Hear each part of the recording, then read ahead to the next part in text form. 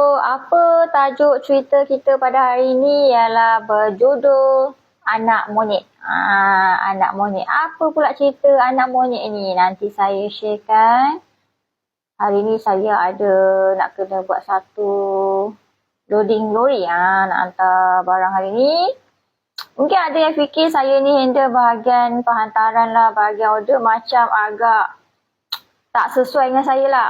Sebab saya admin, tapi saya handle untuk bahagian loading barang juga. Sebab saya suka untuk cabar diri saya buat benda yang di luar kotak.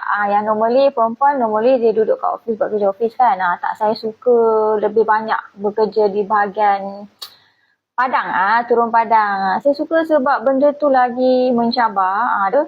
At least kita ada balance lah kat office dia dengan anak monyet. Okey, kalau ada yang nak tahu apa pula cerita anak monyet ni, kenapa anak monyet bukan bapa monyet, bukan mak monyet? Sebab dia adalah berkenaan cerita anak monyet lah. Sebab tu cerita dia pasal anak monyet, sebab judul dia ialah Anak Monyet. Apa pula cerita anak monyet ni? Kejap saya share. Diharapkan semua kat luar sana hari ni dapatkan mood yang best. Tak ada yang mudi-mudi, tak ada yang macam menumpah-numpah dalam hati tu nak pergi kerja tu, duk menumpah-numpah orang kat office tu.